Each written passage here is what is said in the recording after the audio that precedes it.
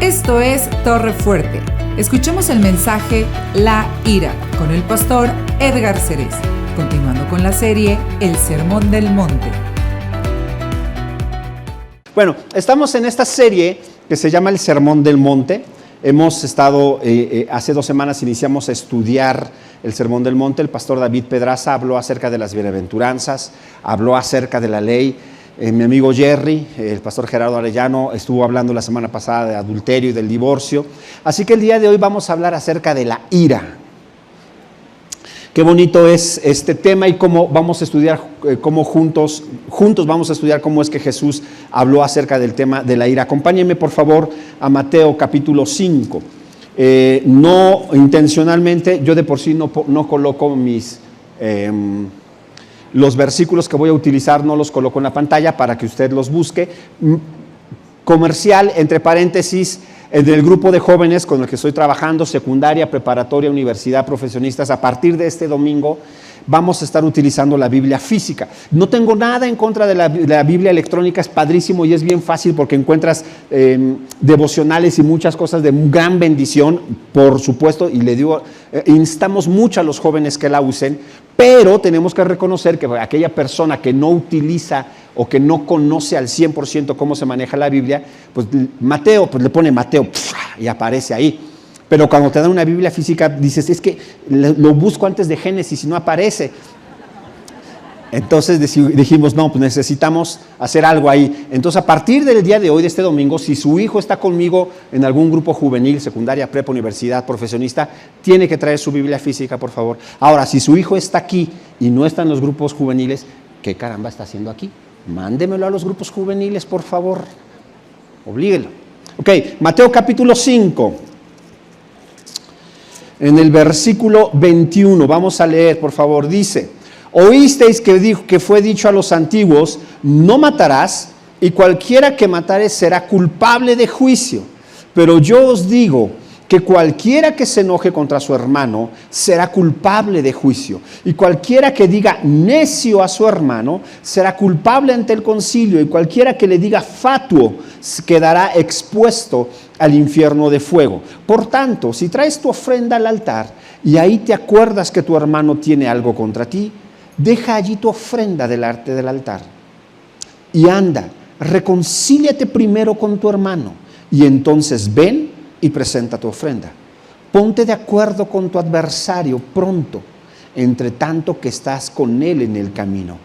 No sea que el adversario te entregue al juez y el juez al alguacil y seas echado a la cárcel. De cierto te digo que no saldrás de ahí hasta que pagues el último cuadrante. Espíritu Santo, te pedimos que tú nos guíes el día de hoy, que tú nos hables y nos ministres, Señor. Espíritu Santo, te pedimos que tú toques a cada persona de acuerdo a su necesidad y lo que tú anhelas en nosotros. Háblanos, Señor, porque no queremos escuchar opinión humana, queremos escuchar tu corazón, Espíritu Santo, tu voz. En el nombre de Jesús. Amén. Ok, algunas personas leen este pasaje como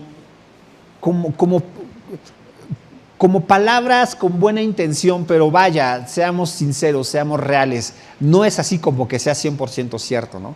Cuando yo estaba adolescente y leía este pasaje, yo siempre decía, pues así entiendo lo de no matarás, o sea, no hay que matar, pero eso de enojarse con tu hermano, pues todos nos enojamos con nuestros hermanos, o sea, todos nos enojamos, por favor. Yo siempre lo veía como, ay, Jesús, no digo que fue una exageración de parte de nuestro Señor Jesucristo, pero como que yo así lo veía, como que Jesús puso un estándar muy alto, 10, para que yo por lo menos llegue al 8, ¿no? Dije, bueno, no llego al 10, pero llego al 8. Obviamente no es así, obviamente no es de esta forma. Tenemos que estudiar cuál era la intención de Jesús y qué es lo que Jesús está enseñando.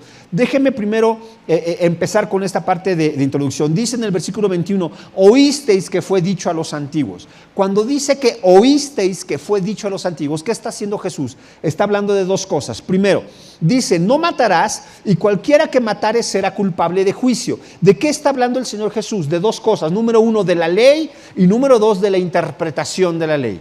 ¿Por qué? Porque no matarás es parte de la ley. Éxodo capítulo 20 claramente decía no matarás. Pero Jesús dice, mira, el problema no está en la ley, sino que también aparte de la ley hay lo que se llama la interpretación de la ley. Los judíos, o en este caso los sacerdotes, los fariseos, los escribas, cuando enseñaban la ley, no solamente enseñaban la ley, sino que enseñaban la manera correcta de interpretar la ley.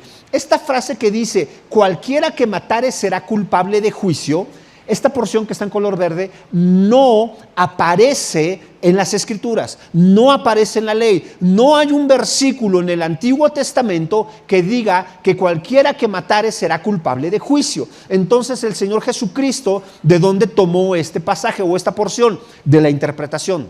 Es decir, decían, cuando te enseñaban, los judíos decían los maestros, no matarás, porque si matares serás culpable de juicio. Ahora, toda la frase es correcta.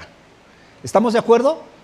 Jesús nunca dijo que estaba mal. No matarás y cualquiera que mate será culpable de juicio. Jesús lo que está diciendo es, la ley es correcta, la interpretación de la ley es correcta, pero hay un pero. ¿Cuál es el pero que Jesús encuentra en este pasaje y que esa es la razón por la cual tiene que dar esta explicación? Bueno, son dos. El primero es que tú y yo no somos Dios. ¿A qué me refiero cuando digo que tú y yo no somos Dios? Por favor, te pido un gran favor. Ponle un asterisco y ahorita lo explico, ¿va? Nada más espérame, porque eso lo voy a explicar un poquito más adelante. Pero Jesús lo que está diciendo es, tú y yo no somos Dios. Tenemos que reconocer que tú y yo no somos Dios. Y ahorita te explico esa primera parte. Acuérdeme, si ve que ya avanzamos y ya estamos en la ofrenda, me dice, Edgar, te faltó la primera parte. Y me regreso, pues hoy no tenemos nada que hacer. Ok. Entonces la primera, tú y yo no somos Dios. Segunda razón por la que Jesús habla acerca de este tema. La esencia dentro de la ley. ¿A qué me refiero con la esencia dentro de la ley? Si usted tiene hermanos cuando eran chicos, o si usted es papá y tiene hijos, yo le puedo asegurar que en algún momento le sucedió como que algo así, que estaba peleando con su hermano. Mamá, mira Edgar que me está molestando, ya deja a tu hermano. Mira mamá, dile que me deje de molestar. Ay, perdón. Y seguramente a usted le sucedió cuando su mamá le decía, ya déjalo, ya no lo toques, déjalo. Y entonces usted empezaba así de, mamá, no le estoy tocando. Te estoy tocando, a ver, te estoy tocando, ya, te estoy tocando. No, entonces, ¿qué lloras? Sáquese para que llore de veras, ¿no? Pum. Eso es lo que estaba pasando con la ley. Y muchas veces es la forma en la que se enseñaba la ley y es la forma en la que tú y yo vivimos la ley. No matarás, no estoy matando. O sea, sí lo odio, pero no estoy matando. Y es lo que está diciendo Jesús, es lo que está enseñando. ¿Cuál es el problema? Que Jesús vino hay algunas personas que dicen que Jesús vino a reinterpretar la ley. Eso es incorrecto. Perdón para los que lo dicen, pero eso es incorrecto. Jesús no vino a reinterpretar la ley. Porque si me estás diciendo que vino a reinterpretarla, lo que me estás diciendo es que la ley de sí misma tenía defectos. Y no puede ser. Pablo dice que la ley es santa, la ley es justa. La ley proviene de Dios mismo, no puede ser. Algunos dicen, bueno, no, lo que pasa es que Jesús en realidad lo que vino fue a eliminar la ley y poner un estándar del corazón. Tampoco, no vino a eso. Jesús mismo dijo, yo no vine a abrogar la ley, yo vine a cumplir la ley. Hay algunas otras personas que dicen, bueno, no, lo que pasa es que Jesús vino a poner un estándar más alto que el que te ponía la ley. Tampoco, porque si tú me dices que esa es la interpretación que tú le das al Sermón del Monte, entonces lo que me estás diciendo es que el estándar de Dios en el Antiguo Testamento era uno, pero en la época de Jesús el estándar era otro. Bueno, antes se hacía esto, pero ahora vamos a cambiar el estándar. Y eso choca con toda la enseñanza bíblica y con toda la doctrina que nosotros enseñamos de que Dios no cambia. De que Dios es el mismo ayer, ahora y siempre. De que en Él no hay mudanza ni sombra de variación. Entonces no es posible. ¿Qué es lo que estamos entendiendo? ¿Qué es lo que hizo Jesús en el Sermón del Monte y en esta enseñanza? Jesús vino a darnos a conocer la esencia de la ley. como una nuez. La ley era como una nuez. Jesús lo que vino fue a abrirla y darnos la esencia que está adentro de la ley. Ahora, pregunta, ¿cuál es la esencia que está guardada dentro de la ley? La santidad de Dios. La ley, la esencia de la ley es la santidad de Dios. De tal manera que no se trata de que si haces o no haces, de que no lo estoy tocando, no se trata de eso, sino se trata de que estás violentando la santidad de Dios. En la ley está contenida la santidad de Dios. De tal manera que un problema que había en la época del pueblo de Israel, en la época de Jesús, y que lo hay actualmente en muchos de nosotros, es que cada violación a la ley la veían como una afrenta en contra de la ley. Ay, hermano, dice la ley que no hagas esto y ya lo hiciste. Ay, violaste la ley. No, Jesús dice, no es una violación a la ley. Ay, se me olvidó que no tengo que hacer esto. Y ya, ay, me van a decir algo en la iglesia. No estás atentando en contra de las normas morales de la iglesia. No, dice Jesús, es una afrenta a la santidad misma de Dios. ¿De quién es Dios? Porque la Biblia dice que Dios es santo. De tal manera que una violación a la ley es una afrenta, y es un pecado, es una afrenta en contra de la santidad de Dios. Jesús vino a interpretar eso, Jesús vino a enseñar eso, que en eso consiste cuando tú y yo violentamos la ley. Ahora sí, el problema era entonces que, como dice aquí, oísteis que fue dicho no matarás. Jesús lo que está queriendo decir es, muchos de ustedes se están conformando con el no matarás. Y casi golpeabas a tu vecino y cuando llegaba el Sanedrín, ¿qué pasó? Tú decías, no lo maté, está en coma, pero no lo maté. No soy culpable de juicio. Técnicamente todos decían, no, pues sí tienes razón. Pues sí, ¿no? O sea, sí, no.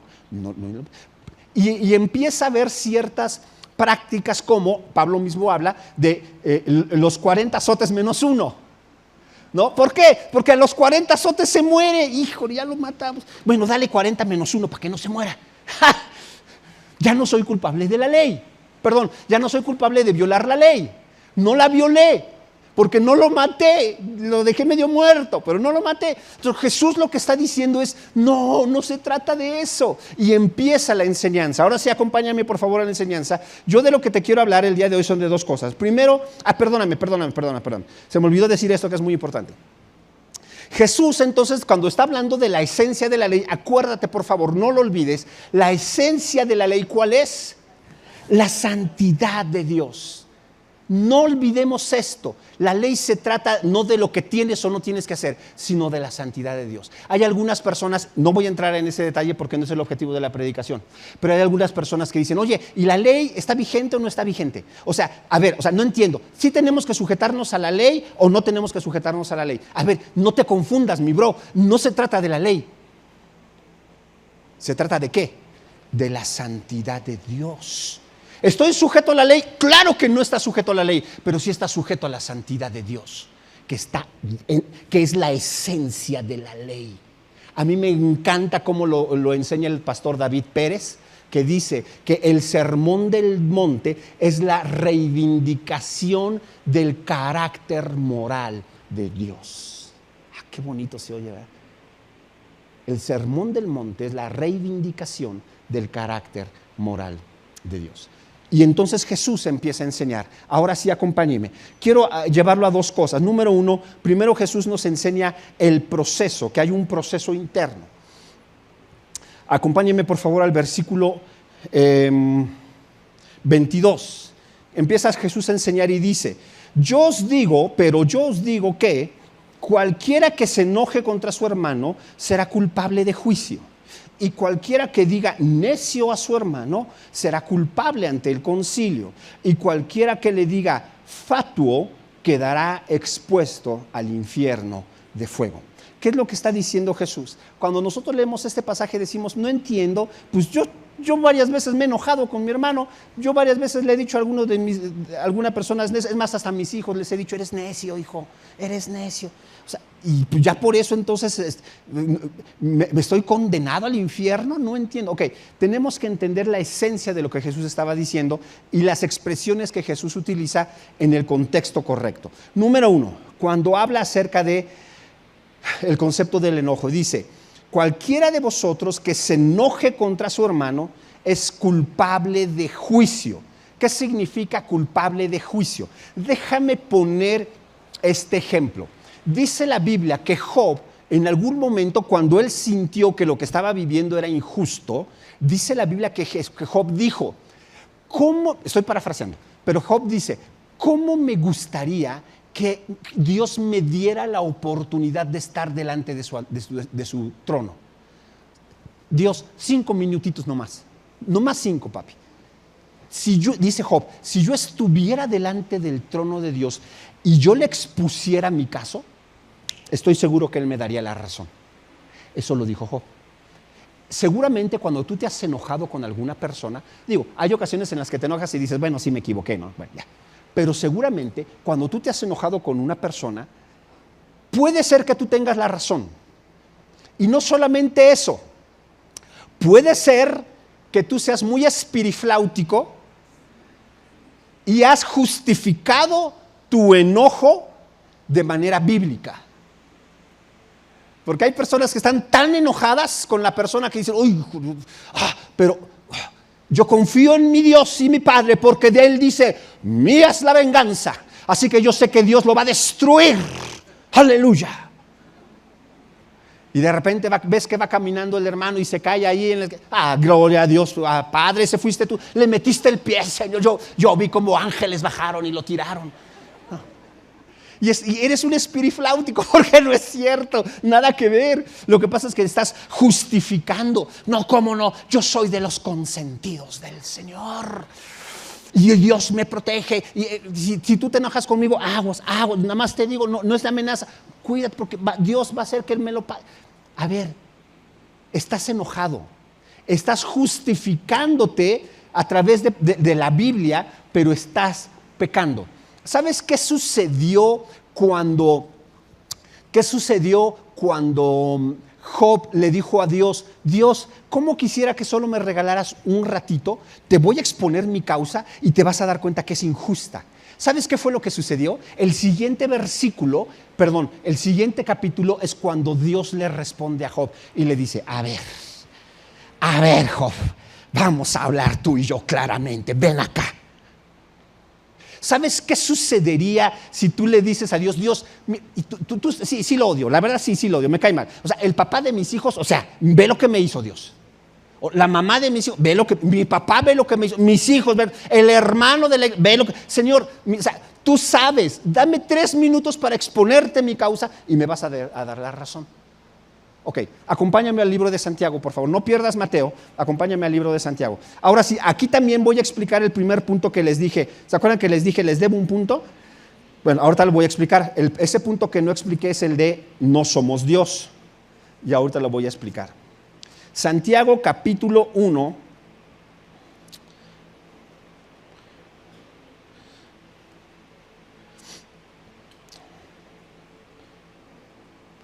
Versículo 19, dice, por esto, mis amados hermanos, todo hombre sea pronto para oír, tardo para hablar, tardo para airarse o para enojarse. No te enojes, dice Santiago. ¿Por qué? Versículo 20, porque la ira del hombre no obra la justicia de Dios. Hermano, ese es el pasaje que se tiene que aprender esta semana. La ira del hombre no obra la justicia de Dios. Es decir, no existe el enojo santo. Santo solo Dios. Pero Edgar, es que yo veo en la Biblia que Jesús se enojó. Claro, porque Él es santo. Y su enojo era santo. Pero bro, tú no. Tú no. Es que yo estoy enojado y estoy enojado con la razón. Yo sé que Dios, si estuviera aquí delante de nosotros, me daría la razón. No. ¿Sabes por qué? porque porque la ira del hombre, o déjame cambiarlo, el enojo de la persona, de las personas, tuyo y mío, tu enojo no obra la justicia de Dios. Es decir, tu enojo, por muy justificado que esté, no es un reflejo de la justicia de Dios. Puede ser que tú estés enojado con una persona y tú tengas la razón. No estoy diciendo que no. Estamos hablando del carácter moral de Jesús, del carácter moral de las bienaventuranzas, de la santidad, de la ley. Ok, oye, espérame, Edgar, entonces me estás diciendo que no debo enojarme. Entonces, ¿qué hago con aquella persona que me hizo mal? O sea, me golpeó, me asaltó, me robó, me violentó. O sea, ¿qué hago?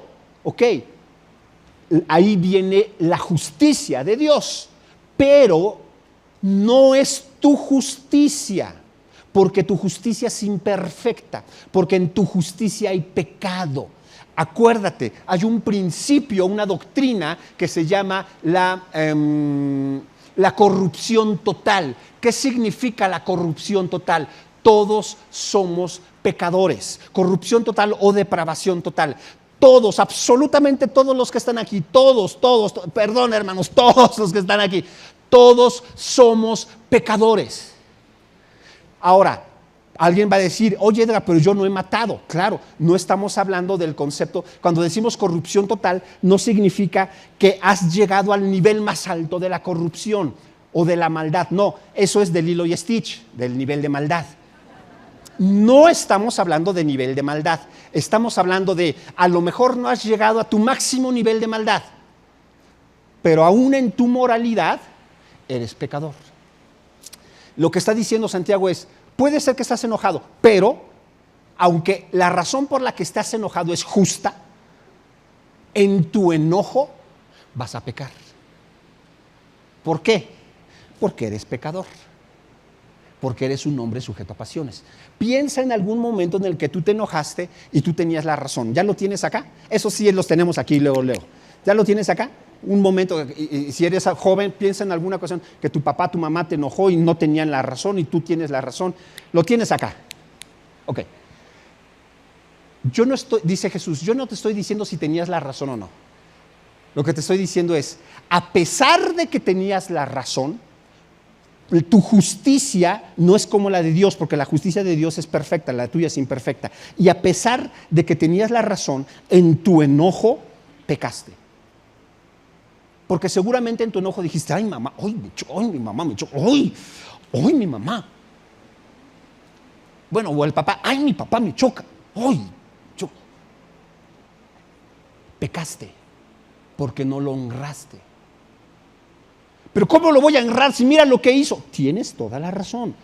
Por eso, en la justicia, en la ira del hombre, en el enojo del hombre, no opera la justicia de Dios. Por eso Jesús está diciendo, tienes que reconocer que cuando tú te enojas, pecas. No te estoy diciendo que no tienes la razón, pero cuando tú te enojas, pecas. Entonces Jesús lo que está diciendo es, punto número 1, en el momento en el que tú te enojas contra tu hermano, ya pecaste. Pero no lo maté. Claro que no lo mataste, pero ya pecaste. Todo pecado es una afrenta a la santidad de Dios. Ahora entiendo entonces cuando yo estaba con mi hermano y que le decía a mi mamá, pero no lo estoy tocando, mamá. Pero no lo estoy tocando. Edgar, déjalo, pero ¿por qué? Me dijiste que no lo tocara y no lo estoy tocando. No lo estoy tocando. Mire, no lo estoy tocando. Aquí a medio queda su oreja. No lo estoy tocando, mamá. No lo estoy tocando, mamá. Pero estás afrentando quién soy yo, Edgar. Pareciera que te estás burlando de la instrucción que te di. Y ese es Dios diciéndote, lo que estás haciendo, no lo maté, no lo mataste, pero hay enojo en ti, y al haber enojo en ti hay pecado, y como hay pecado es una violencia contra la santidad de Dios. ¿Se da cuenta? Entonces eso hace que tú y yo nos quedemos así de, caray, entonces soy más pecador de lo que pensaba. O sea, sabía que era pecador, pero no pensé que tanto. Bueno, continuemos. Versículo 20. Ay, perdón, estamos en Santiago. Regresamos a Mateo, por favor. Versículo 22. Cualquiera que se enoja contra su hermano es culpable delante de juicio. ¿Por qué dice es culpable delante de juicio? ¿Se acuerda el ejemplo que le puse de Job? Que Job decía, ¿cómo me gustaría que el Señor me diera oportunidad de presentarme delante de su trono? Le expondría mi caso y estoy seguro que me daría la razón. Bueno, imagínese exactamente la misma escena, si nos vamos a poner espirifláuticos, que usted tiene un problema con un hermano y que le dice a Dios, Padre mío, papito hermoso, solo te pido 5 minutos. 5 minutos el hermano y yo delante de ti. Ay, Padre, no, Dios, yo te voy a contar todo lo que me ha hecho esta persona y yo estoy seguro que tú me vas a dar la razón. ¿Sabes cuál es la respuesta de Jesús ahí? Es, si tú tienes enojo, tú también vas a ser culpable en el juicio. Es decir, si yo voy con esta persona con la que tengo problemas, mi esposo, mi esposa, el papá de mis hijos, la mamá de mis hijos, mis papás, el vecino, un hermano en la iglesia, Dios, es que mira lo que me hizo, me abandonó, me engañó, me abandonó, me dejó con los hijos, nunca en la vida me ha dado pensión, nunca me ayudó, yo he sacado a mis hijos adelante. Mira, ¿sabes qué es lo que va a suceder? Dios va a decir, tienes toda la razón, Él es culpable y también tú. Y Él tiene tantos merecimientos para irse al infierno como tú. Así lo dejamos, padre. Ya. Ahora, déjeme hacer este paréntesis, ya lo dije hace un momento, pero déjeme hacer este paréntesis otra vez. Alguien va a decir, Edgar, eso se escucha muy totalitarista, porque no estás considerando cierto, o que tú estás poniendo con que te peleas con el esposo, pero ¿qué pasa cuando hay violencia? ¿Qué pasa cuando hay un delito? ¿Me estás diciendo que no me puedo enojar con el vecino que me acaba de robar el carro? ¿Con la persona que acaba de golpear a mi hijo? No, no estoy diciendo eso. Lo que estoy diciendo es que confíes en la justicia de Dios. Porque Dios te pide santidad, pero no deja su justicia. Él hará su justicia, no tú. Necesitas que Dios trabaje en tu corazón para no caer en pecado, pero también para confiar en la justicia de Dios. No es una predicación acerca de justicia, así que empaquetamos el tema, déjelo ahí pendientito, ponga ahí un post-it y ponga pedir en la iglesia que prediquen acerca de la justicia. Ya, y después lo vemos. ¿Sale? Ok. Bueno, entonces, ¿en qué estaba? Entonces por eso Jesús dice, eres culpable delante de juicio. Eres culpable delante de juicio. ¿Podemos continuar? Ok, seguimos. Después dice en la siguiente parte del versículo 22. Y cualquiera que diga necio a su hermano será culpable ante el concilio. Aquí ya hay una diferencia. En la primera dice, cualquiera que tenga enojo. Pero esto es un proceso. Dios dice, no solamente es el enojo, sino Jesús, da un paso y dice, no solamente el problema es el enojo. Cualquiera que ¿qué? Ok, punto número 1, cualquiera que diga. ¿Cuál es la diferencia? Que en el enojo lo tienes, pero no dices nada. Pero dice Jesús, si tú dejas que aquí el enojo se quede, ¿sabes cuál va a ser el siguiente paso? Que lo vas a decir. Y eso es pecado. Es decir, aquellas personas, sobre todo los jóvenes, perdón chicos, pero aquellas personas que dicen, pues si ya lo pensé, lo hago. O sea, total es pecado. O sea, si ya pequé pensándolo, pues de una vez lo hago. No, son 2 pecados, mano. Porque pecas en tu pensamiento, dice el libro de Proverbios, pero también pecan los pies que llevan a cabo el pensamiento pecaminoso. Entonces lo que está diciendo Jesús es, ya pecaste con el enojo, pero ahora el siguiente nivel es cuando tú empiezas a hablar. Y dice, cualquiera de vosotros que le diga, o sea, ya es una acción, que le diga a su hermano necio. Ahora, todos hemos utilizado la palabra necio, hasta cuando regañas a tus hijos, seguramente yo también, y lo confieso, a lo mejor en alguna ocasión he regalado a alguno de mis hijos, no voy a decir cuál de los 3, que Dios los bendiga, pero a alguno de mis hijos les he regañado y les he dicho, no seas necio, por favor no seas necio, te estoy dando una instrucción, no seas necio. Bueno, ya además tengo un hijo, ya supieron, ¿no? No seas necio. ¿Qué significa entonces? ¿Que estoy pecando? No, hay que entender el concepto. ¿quién es un necio? Desde el punto de vista de la cultura judía, ¿a quién se le llama una persona necia? Al enemigo de la verdad. Una persona necia, no le decías necio a cualquier persona. Necio le decías a aquella persona que se manifestaba como un enemigo de la verdad, una persona que está en contra de la sabiduría, una persona que está en contra de la prudencia. ¿No te gusta la prudencia? ¿No te gusta la sabiduría? ¿No te gusta la verdad y la honestidad? Eres un necio. Entonces dice Jesús, si tú empiezas a hablar y le dices a tu hermano necio, eres culpable ante el concilio.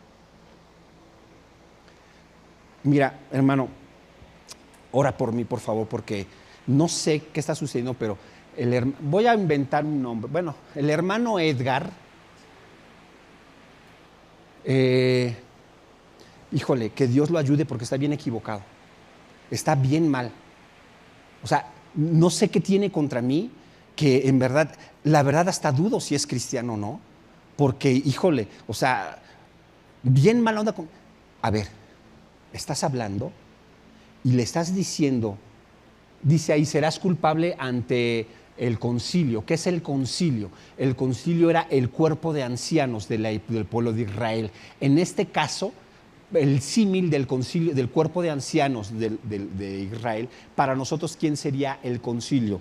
Parte de la iglesia, la congregación.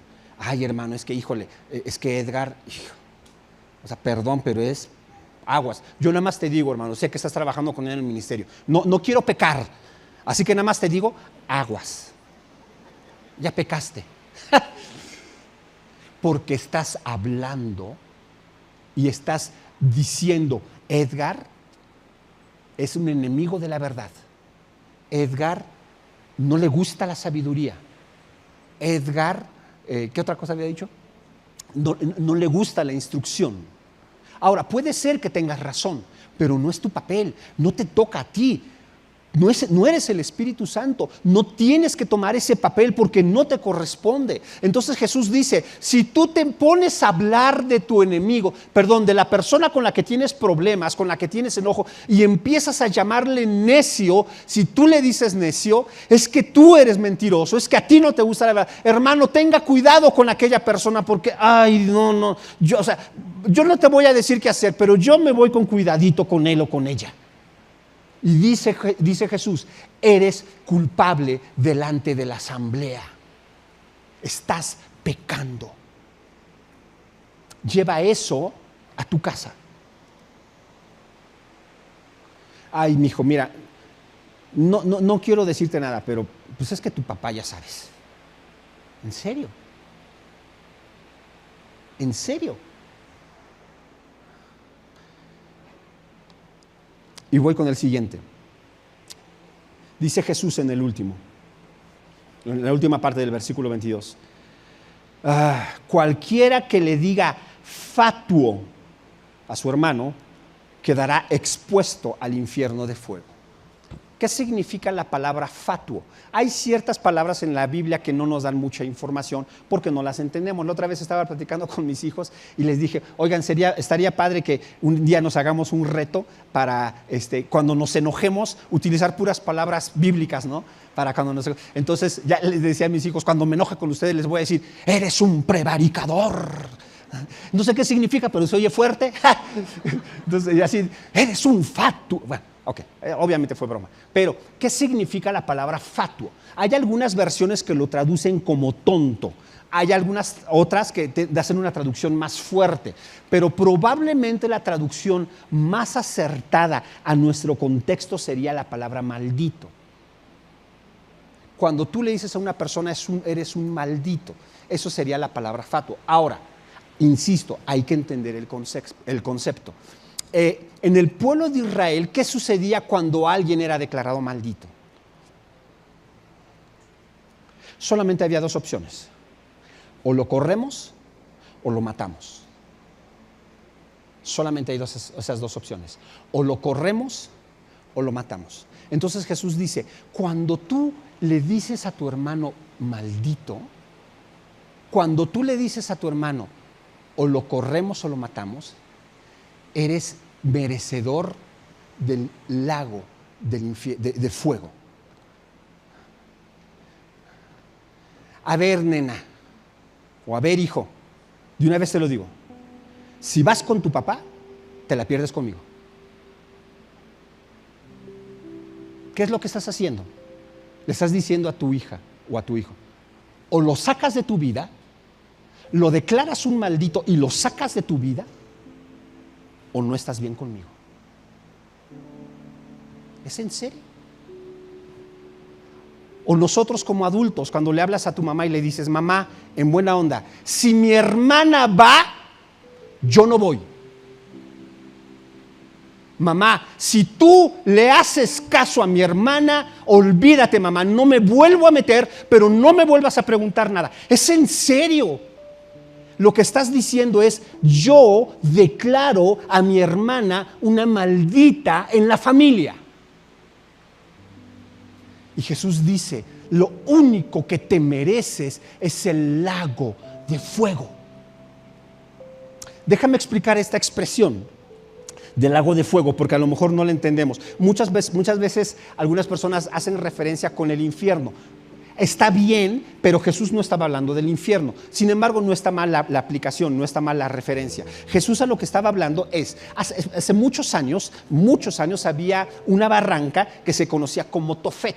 Esta barranca, la barranca de Tofet, era donde se hacían sacrificios a algunos dioses paganos. Y uno de los principales sacrificios a los dioses paganos era el sacrificio de niños, el sacrificio humano. Entonces había personas que llegaban y adoraban a Baal o a Moloch y decían, Señor, yo te entrego a mi hijo, y lo aventaban lo aventaban a la barranca y mataban a su propio hijo. El rey Josías, Segunda de Reyes, después lo busca, el rey Josías, dentro de las reformas que hizo, fue que eliminó Tofet, el lugar en donde se hacía esa adoración. Josías la elimina, y a partir de que Josías la elimina, se queda ahí la barranca. Cuando el pueblo de Israel regresa del exilio, regresa de Babilonia, una de las cosas que hacen y que entienden perfectamente es, no vamos a permitir que se siga utilizando Tofet, este lugar donde antes era sacrificio a los ídolos. ¿Qué fue lo que hicieron? Lo convirtieron como en un relleno sanitario para nosotros. Ellos lo que hacían es que ahí se vertía basura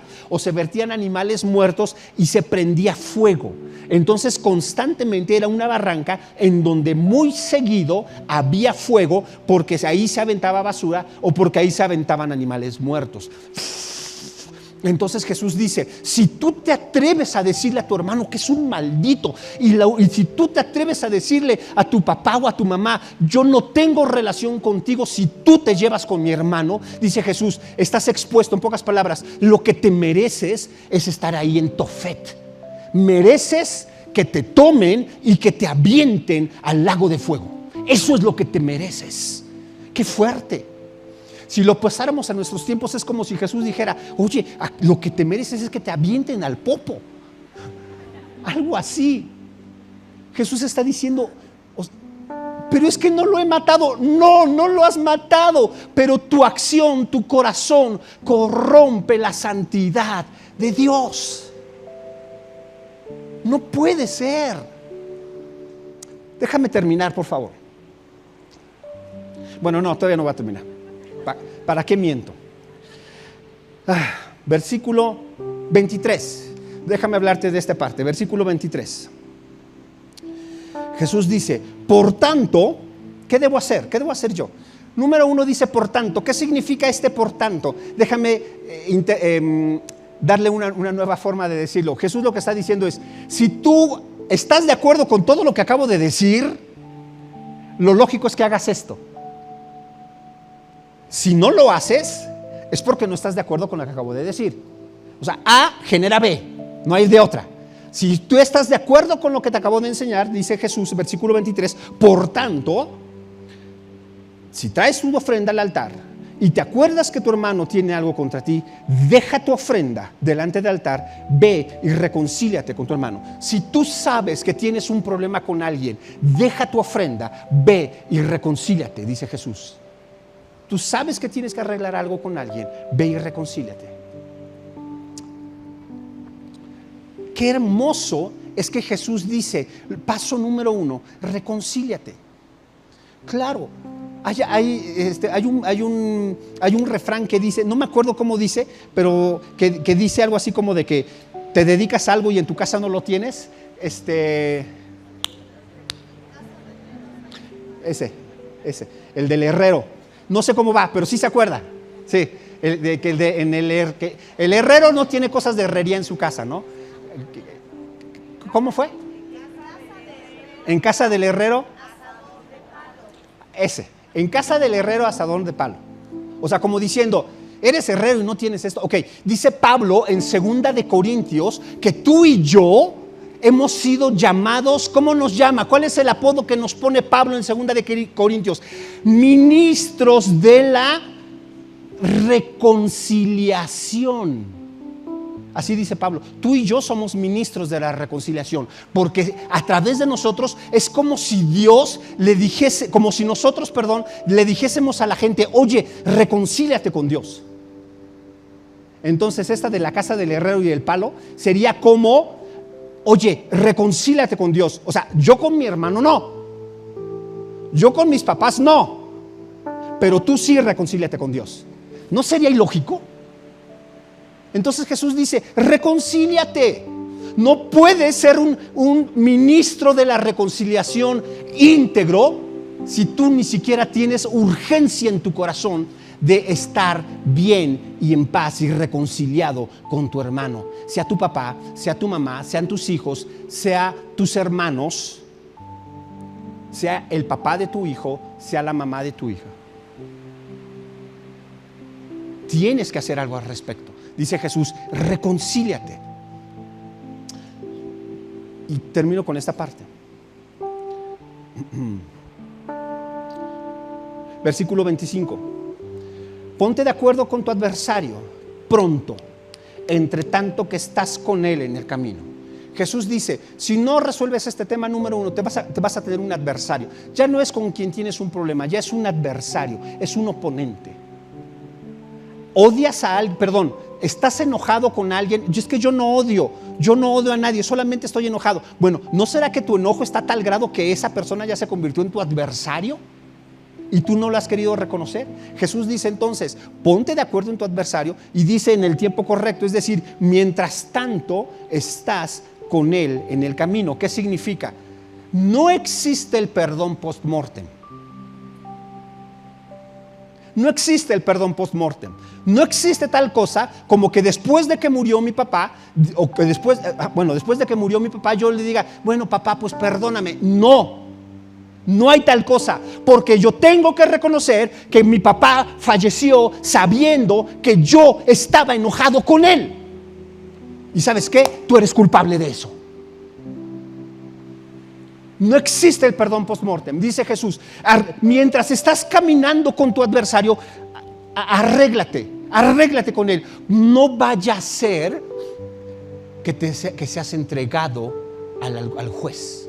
¿Qué significa esto de no vaya a ser que seas entregado al juez? No vaya a ser que a lo mejor tú piensas que tú tienes la razón, pero cuando te presentes delante de Dios, Dios diga, ¿qué crees, papacito? No, el que estaba mal eras tú. El que lastimó fuiste tú.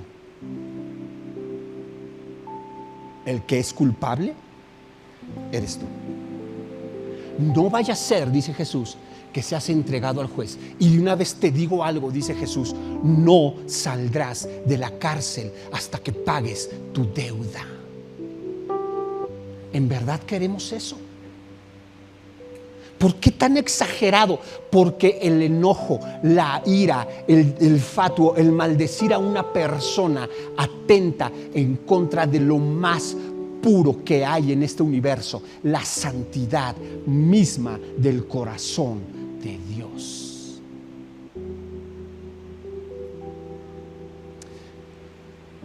Dice la palabra que después de que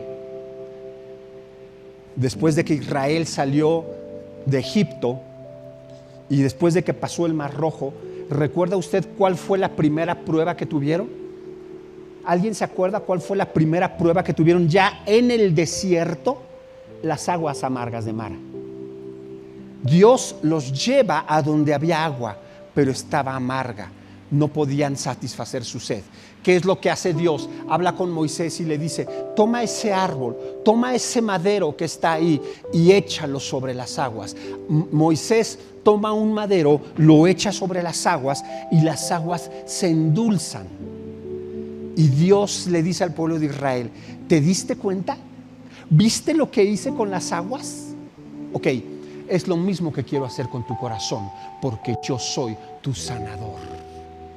Yo quiero sanar tu corazón, porque si en tu corazón hay enojo, porque si tú le has sido capaz de decirle fatuo a tu hermano, o a tu papá, o a tu mamá, es porque tu corazón está herido. Y Jesús dice: yo quiero sanar tu corazón. Yo quiero sanar tu corazón. Cierra tus ojos conmigo, por favor. Espíritu Santo, te pido que tú, a cada uno de los que estamos aquí, nos convenzas de aquello que tenemos que ponernos a cuentas. Que tú muevas nuestro corazón para que podamos ponernos a cuentas contigo, Señor. Como leímos hace un momento, tú, Señor Jesucristo, dijiste: si recuerdas que tu hermano tiene algo contra ti. Señor, Espíritu Santo, te pido que tú nos recuerdes, porque dice tu palabra que tú, Espíritu Santo, nos convences de verdad y nos convences de pecado. Convéncenos, Señor, convéncenos. Y si es necesario que no nos dejes dormir en la noche, hazlo, pero convéncenos, muévenos, despiértanos en la madrugada. Pon esta sensación de inquietud en nuestro corazón, que no nos deje en paz, que no nos deje tranquilo y que nos diga: hey, tú tienes que arreglar algo con alguien, tú lo sabes.